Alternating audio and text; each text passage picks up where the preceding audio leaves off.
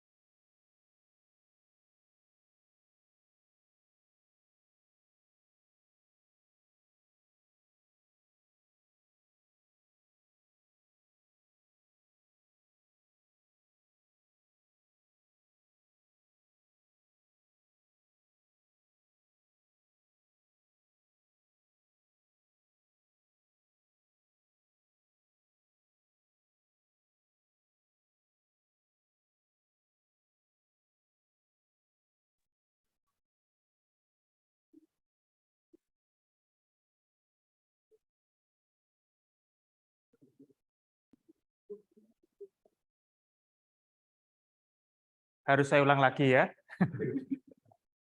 Oke, selamat datang di perkuliahan pada hari ini. Pada hari ini kita tadi sudah kita bicarakan tentang bagaimana jadwal hari ini ya. Jadwal hari ini yaitu kita AFL saja. Tapi pastikan semuanya rekan-rekan untuk sudah submit di dalam AFL yang kedua di assignment yang sudah disediakan. Kemudian rekan-rekan pada hari ini kita akan masuk di pendahuluan yang sebenarnya tidak tertulis di situ, tetapi karena saya di dalam mempersiapkannya itu menyadari bahwa mulai minggu depan ini bahan-bahannya cukup padat begitu ya, dan bahan-bahannya itu ada korelasi dengan yang kalian pelajari di statistika gitu ya, tetapi ini lebih banyak di selamat ya, ini lebih banyak di metodologi penelitiannya. Saya memerlukan ini karena biasanya saya langsung otomatis gitu ya, tetapi karena ini mengajar jadi harus saya sistematisasi. Mau tidak mau juga saya juga harus memberikan pengantar pada rekan-rekan sekalian. Terkait dengan ini, maka kita akan mulai belajar tentang ini ya, pengantarnya. Ya, tentang kebenaran ilmiah, khususnya terkait dengan reliabilitas dan validitas. Saya tidak tahu apakah sudah diajarkan ini di statistika.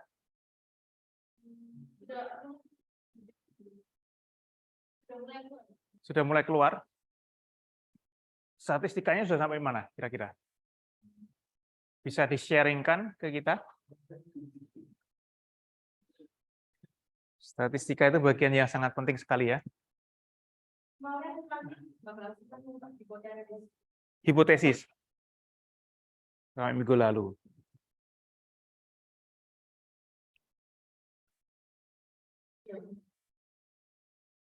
Jadi ada hipotesis sama ada alternatif, ada nol, hipotesis sama juga ya mereka. Nah, oke, kita akan masuk di sini. Yang pertama kita akan membicarakan beberapa hal. Kita akan membicarakan tentang terminologi lebih dahulu, definisi-definisi. Kemudian ada beberapa tipe daripada validitas. Kemudian hal-hal yang terkait dengan validitas itu bisa terancam ya. Jadi kalian akan perlu mendiskusikan. Jadi ada PR yang kalian harus persiapkan. Kemudian ada reliabilitas itu apa. Kemudian ada juga ancaman-ancaman terhadap reliabilitas. Kemudian ada beberapa guidance tentang measurement of error. Tetapi measurement of error ini tidak saya bahas karena harusnya bukan di ranah saya.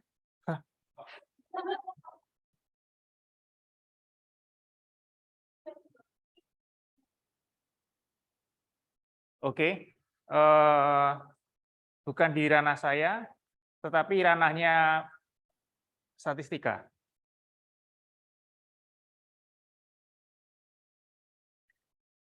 Terkait dengan ini, biasanya reliabilitas dan validitas itu biasanya kita semuanya di dalam sehari-hari itu bilang, ah kamu kan tidak valid, sorry, tidak valid kan gitu. Apakah apa namanya dapat reliable apa enggak gitu kan di luar negeri gitu ya. Nah, di dalam sains itu juga termasuk apakah kesimpulan di dalam studi kita itu valid atau tidak gitu ya. Apakah yang kita pelajari atau kita apa namanya TA nanti ya, skripsi kalian nanti yang kalian ukur temuannya itu adalah reliable atau tidak gitu ya. Nah, itu akan menjadi pokok bahasan yang penting kali ini. Yang pertama yaitu tentang validitas. Nah, validitas itu apa? Kalau kita perhatikan ini validitas itu berarti terkait dengan apa itu? Terkait dengan apakah suatu tes tersebut gitu ya, suatu uji yang kalian bikin gitu ya, uji atau metode uji yang kalian bikin, atau juga apa namanya instrumen yang kalian gunakan itu ya didesain sedemikian rupa untuk apa namanya bisa mengukur begitu ya, mengukur dan mengukur itu dengan apa soundness ya, appropriate ya. Jadi selain betul tetapi ada kata soundness. Kali kita sudah belajar di sebelumnya ya, kita ada belajar tentang logic. Logic itu ada beberapa hal ya, kemudian kita belajar tentang this is logic but it might not be sound gitu ya.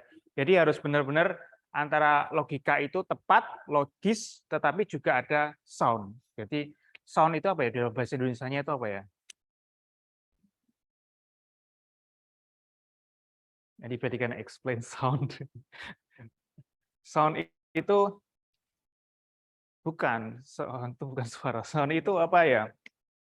Jadi logikanya itu betul, tetapi apa namanya masuk akal, masuk di dalam itu loh, masuk di dalam pembicaraan gitu loh, masuk di dalam kriteria tersebut, soundness gitu ya.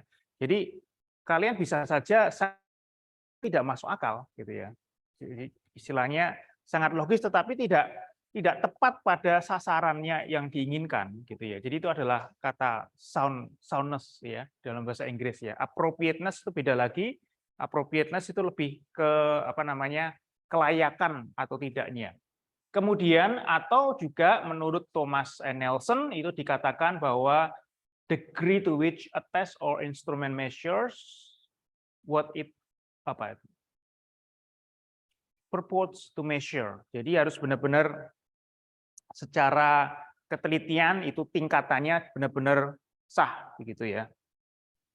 Nah, sedangkan reliabilitas itu adalah the degree to which a test or measure produce the same scores when applied in the same circumstances begitu ya. Jadi ketika ada suatu pengukuran ya berarti apa namanya pengukuran itu kalian lakukan beberapa kali maka akan dihasilkan hasil yang sama gitu ya, skor yang sama. Maka kalau kita perhatikan ini ya berbeda, ini bedanya ya. Jadi reliable but not valid maka akan menghasilkan hasil yang sangat apa namanya melenceng daripada targetnya. Kemudian kalau kita perhatikan yang di tengah itu sangat hasilnya itu sangat scattered gitu ya. Jadi kalian mendapatkan nilainya di mana-mana gitu ya. Itu artinya ya itu tidak reliable dan tidak valid. Dan biasanya kalian bisa melihat dari nilai apa? Kayak kalian ukur tiba-tiba melencengnya jauh banget begitu ya. Kalian lakukan 3 kali pengulangan, kalian lakukan 5 kali pengulangan. Akhirnya kalian tidak bisa menyatakan suatu kebenaran gitu ya. Nilai kebenaran itu kalian tidak bisa pertahankan. Yang ini sama gitu ya. Artinya ini adalah secara konsisten menyeleweng begitu ya. Melakukan apa namanya? Nilai yang dihasilkan adalah penyelewengannya itu jauh dan konsisten lagi gitu ya. Itu dinamakan reliable but not valid, sedangkan di tengah-tengah itu kedua-duanya ya, neither reliable nor valid. Nah, kita harus mendapatkan hasil validitas yang kita inginkan, valid dan juga reliable. Ada juga objektivitas, objectivity ya. Objectivity itu didefinisikan apa? The degree to which different observers agree on measurements, ya. Nah, ini menarik sekali ya. Jadi itu dikatakan objektivitas. Jadi ketika kalian melakukan suatu uji, ya melakukan metode uji kalian presentasikan, maka different observers, yaitu adalah pembimbing, penguji, agrees, gitu ya, bahwa ini ya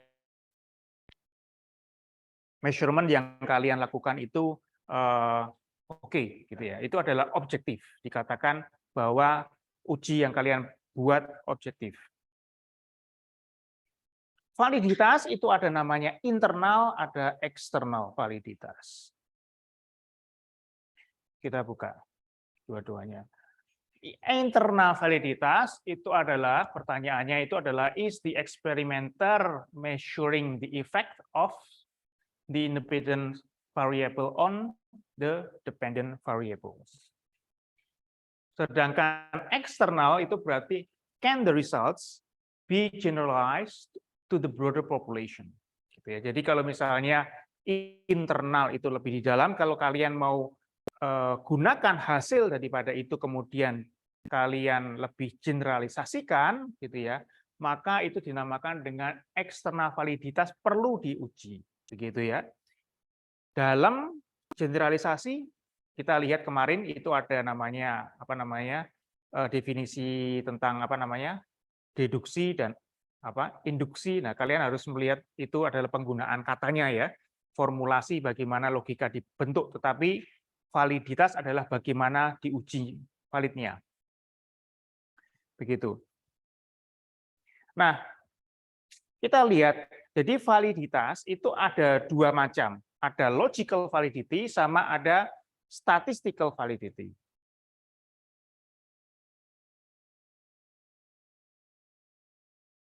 Statistical validity itu kata lainnya adalah criterion validity. Jadi nama lainnya criterion validity. Nah, logical validity itu dibagi menjadi dua, phase logical sama content logical. Sedangkan statistical ada concurrent, ada predictive, gitu ya. Concurrent, statistical sama predictive statistical. Nah, di tengah-tengah itu ada namanya construct. Kalian apanya yang valid ya Bu ya? Oh, kan keren tuh. Apakah phase validity atau apa? Ya, lebih keren lagi.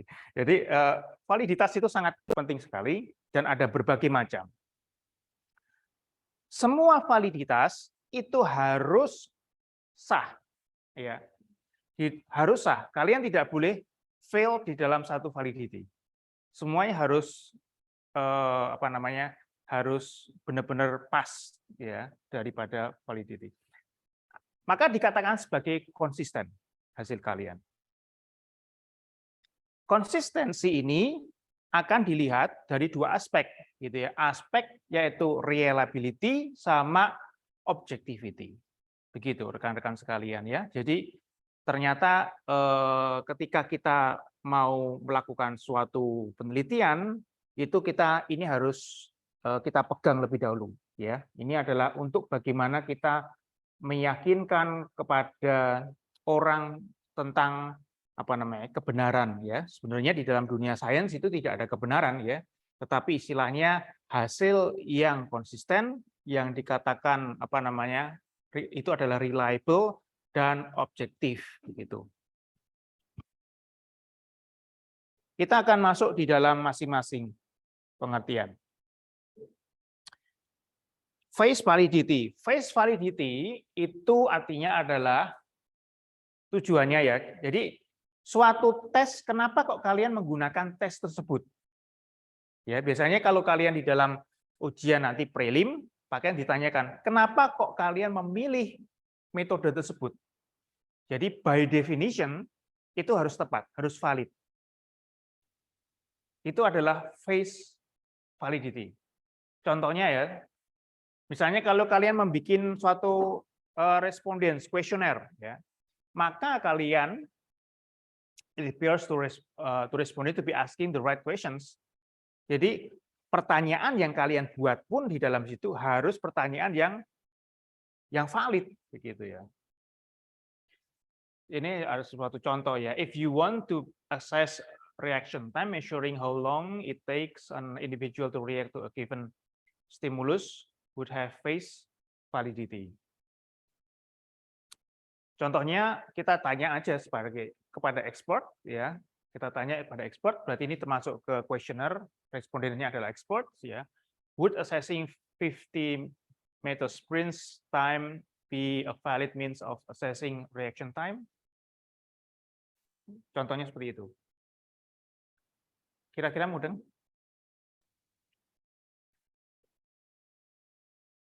Iya. Bagaimana cara contoh untuk meng-assess itu adalah contohnya adalah itu. Assess validity. Jadi kalian bisa menggunakan istilahnya pertanyaan itu kepada beberapa dosen untuk menguji validitas. Kira-kira kalau begini itu ya untuk menguji itu valid enggak? Ya.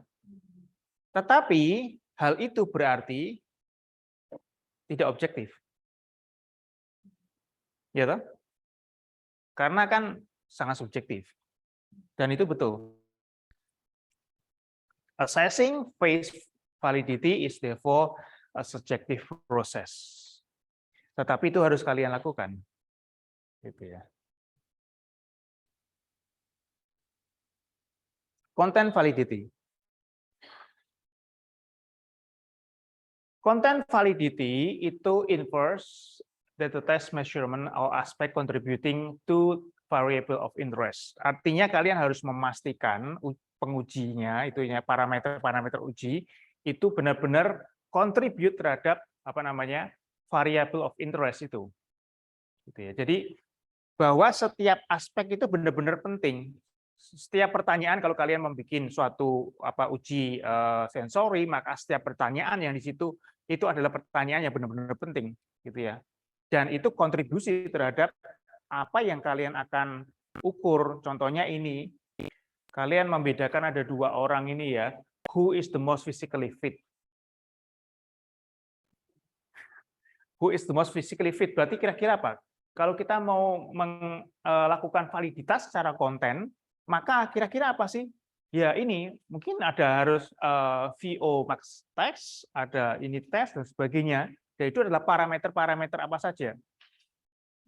Gitu ya. Misalnya kalau sensori ya, sensori test berarti kalian harus apa aja? Warnakah dan sebagainya ya. Itu termasuk di dalam konten validity. Jadi tujuan fungsi daripada phase dan content validity adalah tentang ini. Untuk memastikan ya, does a logically valid test simply appear to measure the right variable? Gitu ya. Jadi apa namanya? Uji yang betul, variabel yang betul, itulah phase dan content validity. Baik. Saya kira itu sudah dapat dimengerti ya. Mudah sekali dimengerti, tetapi pelaksanaannya yang sulit biasanya. Nanti biasanya dari kalian akan tanya ke pembimbing, ini tepat atau tidak pemilihan terhadap metode sebagaimana ya. Ketika kalian memilih suatu metode, kalian akan berhadapan dengan ini. Phase validity, ketika kalian memilih suatu parameter, kalian akan berhadapan dengan apa? Content validity.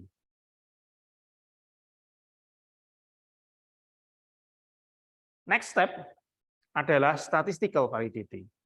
Statistical validity ada dua sebenarnya. Jadi yang pertama adalah concurrent validity, kemudian adalah predictive validity. Concurrent validity artinya ketika kalian sudah prelim ya, kalian memastikan bahwa hasilnya itu istilahnya kalian bandingkan dengan hasil yang sebelumnya atau yang sama yang telah dipublikasikan atau telah diketahui begitu ya, kalian bandingkan apakah matching atau tidak, gitu ya, matching atau tidak, produce similar results atau tidak, atau kalian bisa menghasilkan error yang sama atau seperti apa gitu ya. Nah, kalian juga bisa melakukan suatu predictive validity, itu berarti bahwa tesnya itu provides a valid reflection to the future performance using similar test, begitu ya. Jadi istilahnya kalau kalian melakukan pengujian tersebut, kalian bisa melihat, oh ini loh kedepannya seperti apa sih, gitu ya. Tetapi ini pun harus dua-duanya harus berjalan bersama-sama ya, rekan-rekan, karena predictive validity ini biasanya untuk melakukan validitas-validitas yang kita bisa turunkan gitu ya. Kita tarik hipotesisnya. Jadi kita sudah membuat ini, kita tarik mau ke hipotesis yang berikutnya itu biasanya menggunakan predictive validity.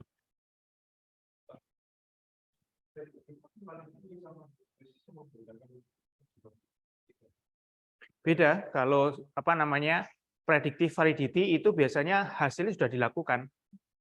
Artinya kalian sudah melakukan suatu pengujian terhadap hipotesis itu untuk membentuk hipotesis berikutnya. Gitu.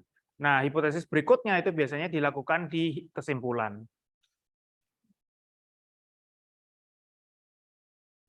Jadi untuk overall function ya, jadi statistical validity adalah ini. Istilahnya ya, does a statistical test ya, valid test produce results that agree with other similar tests. Ini adalah tujuannya daripada statistical validity. Nah, kita masuk ke ini ya, construct validity. Ini adalah tengah-tengah tadi ya. Jadi dua-duanya antara gabungan antara yang logical validity sama statistical validity. Nah, itu ada ini.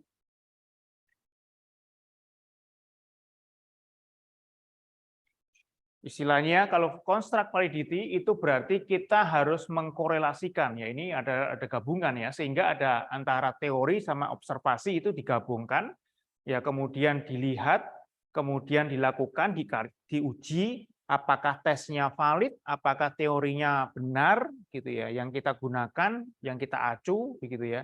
Kemudian bagaimana terkait dengan sensitivitas dan juga spesifisitas gitu ya. Sensitive, specific value, issues.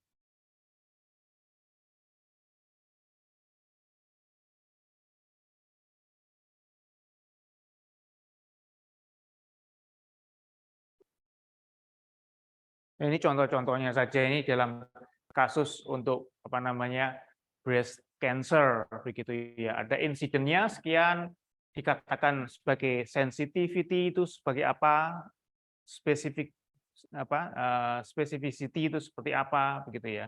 Jadi kita perlu mengetahui secara pasti gitu ya, berapakah. Saya kira nanti akan diperdalam di statistik ya. Kalau misalnya kalian tidak mendapatkan, kalian bisa tanyakan karena ini sangat penting sekali.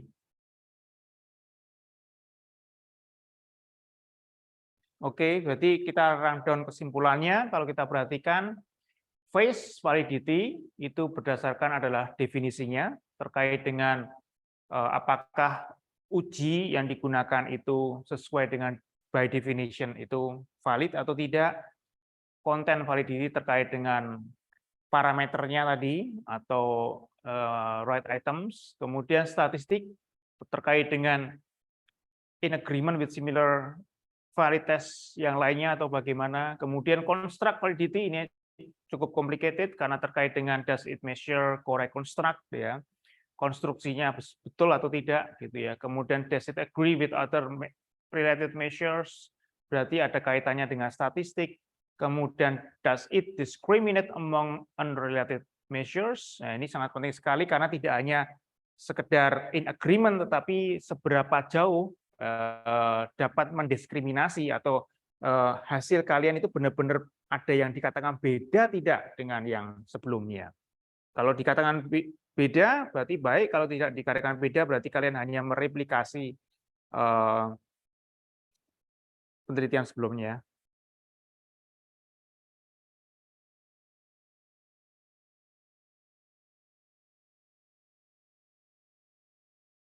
Nah, ini ya, lebih mendalam lagi terkait dengan internal validity sama external validity. Internal validity itu kalau kita perhatikan itu adalah representatif dari represent truth in the population we are studying, ya. Jadi ada di sini internal, gitu ya. Contohnya ketika kita melakukan tes terhadap hipotesis, gitu ya. Nah, sedangkan external validity itu adalah bagaimana kita mengeneralisasikan dan tujuannya adalah menggunakan riset yang kita lakukan untuk pengetahuan yang lebih umum, gitu ya. Artinya kita membuat itu menjadi menarik, itu menjadi kesimpulan, menjadi pengetahuan yang lebih umum, menjadi suatu teoritis yang lebih umum. Itu adalah external validity.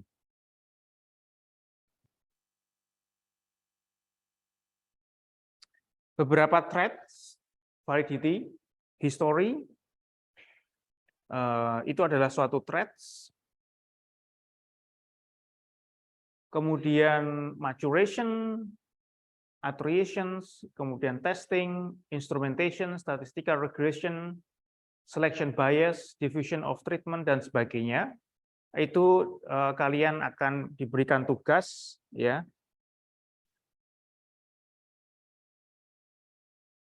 Diberikan tugas mengapa kok ini menjadi traits untuk validity. Tugasnya untuk minggu depan ya, untuk kita persiapan. Misalnya sebagai contoh ya, saya memberikan contoh yang umum, nah kalian bisa masukkan ini di mana gitu ya. Kalian melakukan tes sensori kepada seseorang, gitu ya. Kalian punya responden sekian, mungkin berapa? 30 biasanya ya, semi terlatih misalnya. Kemudian setelah kalian melakukan suatu pengujian, akhirnya si orang ini menjadi terbiasa.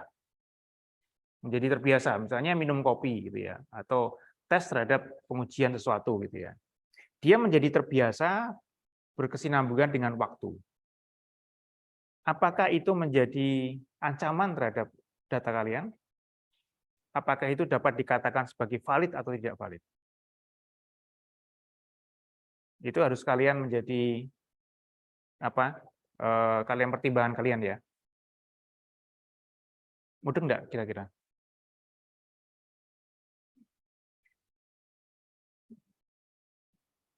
Kebiasaan.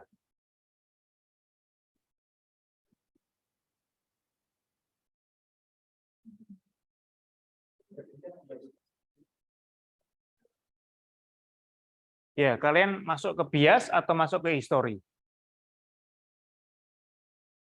Bias itu seperti apa? Nanti kalian tujuannya kalian cari ya. Bias itu maksudnya apa ya? Yang pasti bukan nama orang ya.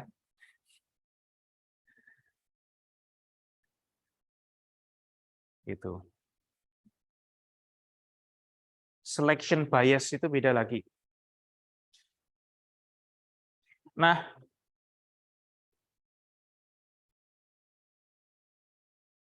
internal validity itu kita bisa tingkatkan sahihnya gitu ya. Itu dengan cara kita highly control experiment. Oleh sebab itu kalian biasanya akan dianjurkan oleh Bapak Ibu pembimbing untuk kalian benar-benar di lab, kemudian harus dikontrol, dijaga kondisinya seperti apa, termasuk tadi ya, termasuk kalian seleksi daripada responden tadi ya.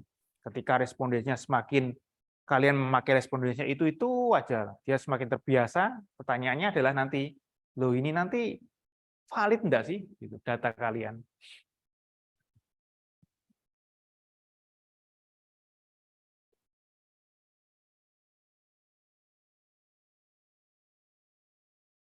Ya, pertanyaannya untuk kalian ada dua.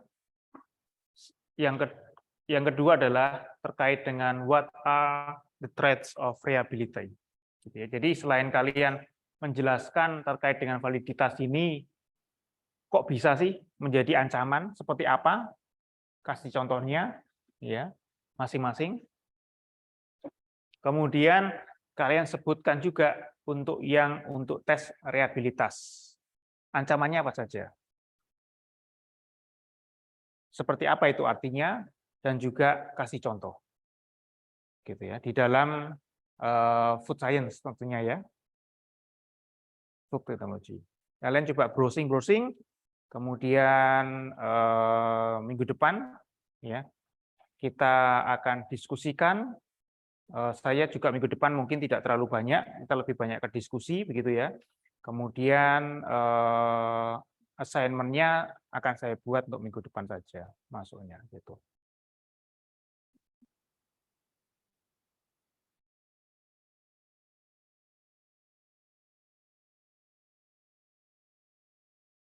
Measurement of error. Saya kira kalian dari semester 1 mestinya menghitung error. Bukankah demikian atau tidak? Kalian pernah melakukan perhitungan error?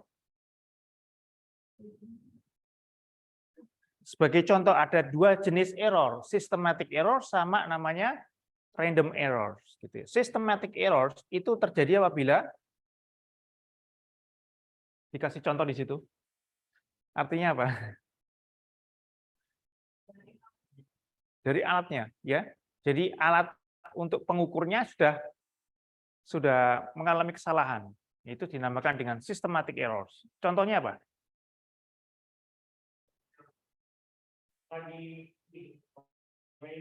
Kalau ankle mayatnya tidak lihat. Terus apa lagi yang kalian amati? Saya kira hampir tiap kali kalian melakukan pasti terjadi. Kalian tidak bisa melakukan apa-apa, kalian hanya bisa bilang, apa itu? Pipet, ya. Pipet. Pipet ukur ya, pipet ukur. Makanya ketika kalian pipet ukur, saya marah kalau istilahnya kalian tuang semuanya. Karena di situ memang ada errornya, itu systematic error. Jadi ketika kalian ngambil, kalian teteskan, itu akan ada sisa yang ada di situ. Dan setiap brand, ya setiap brand itu punya masing-masing. Gitu ya. Sisanya ada yang segini gitu ya. Dan itu jangan dikeluarkan, karena itu adalah systematic errors. Gitu ya. Jadi kalau kalian keluarkan itu sangat tidak baik. Gitu ya. Mudah enggak? Itu ya, pipet tetes dulu, pipet itu loh, sama pipet ukur yang ada gininya itu. Jadi ketika kalian keluarkan, itu ada sisanya pasti di situ. Itu jangan dikeluarin, itu adalah systematic error. Dan setiap brand itu beda-beda. Begitu, itu adalah systematic error. Demikian juga pipet yang lain ya, pipet-pipet ini ya, itu ada tipsnya, itu pasti memang begitu. Jadi makanya ketika mengambil itu kan pipet yang pipet apa namanya? Mikropipet itu kan ngambilnya harus diginikan, pencet, tarik, kemudian tek, enggak sampai full. Nah, karena ada sisanya itu adalah systematic errors. Pasti ada. Random errors itu adalah mata kita atau tangan kita ya, itu adalah kita sendiri. Ya, itu adalah error. Misalnya kalau melihat titrasi kita agak sedikit gini enggak tepat, nah agak sedikit. Nah, itu adalah random errors, bukan systematic errors. Systematic errors itu misalnya buretnya itu yang masalah itu systematic errors gitu ya.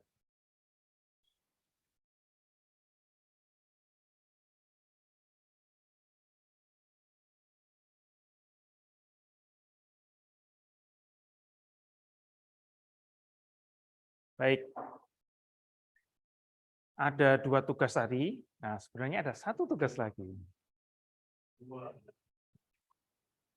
Tugas yang satu lagi lebih menarik nih.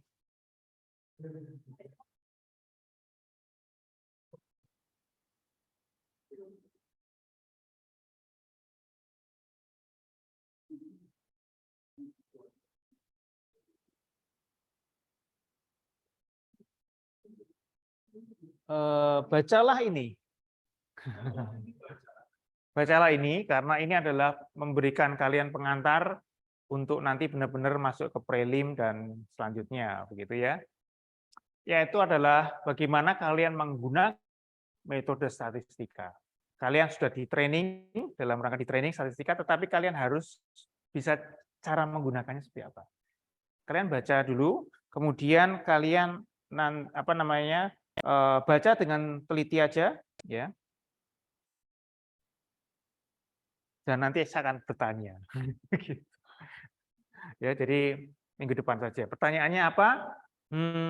Kalian coba cari terkait dengan apa yang kita bicarakan hari ini, ya, terkait dengan reliability, validity, kemudian terkait dengan kalian coba renungkan tentang permasalahan statistika, apa-apa yang kira-kira pertanyaan yang kalian harus perlukan, misalnya kenapa kok harus istilahnya standar deviasi itu seberapa sih, apa itu gitu ya, apa yang dikatakan data kita itu valid dan sebagainya. Nah tadi ya, kalian coba baca itu. Dan bagaimana cara mengukurnya itu kalian tolong akan pelajari. Kemudian di sini apa itu ANOVA dan sebagainya, kalian akan lebih variasi seperti apa, bagaimana cara menggunakan parametrik statistik di dalam food science, non parametrik itu seperti apa dan sebagainya. Coba kalian baca saja ya, kemudian nanti akan saya tanya lebih dalam lagi ke pertemuan-pertemuan yang akan datang, mungkin pertemuan minggu depan dan atau mungkin pertemuan yang berikutnya begitu ya. Jadi kalian ini jadi pegangan kita untuk beberapa pertemuan yang akan datang. Begitu ya. Sudah saya taruh di e-learn, kalian bisa baca. Saya kira pertemuan kita sampai di sini lebih dahulu, sangat singkat dan ini silakan kalian mengerjakan tugas yang tadi ya, 3 tadi.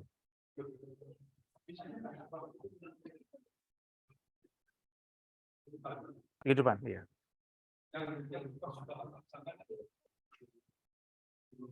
Ya, tapi mandiri kalian harus kerjakan mulai dari sekarang kalau bisa ya. Daripada mendadak, biasanya kalian mendadak kualitasnya kurang bagus.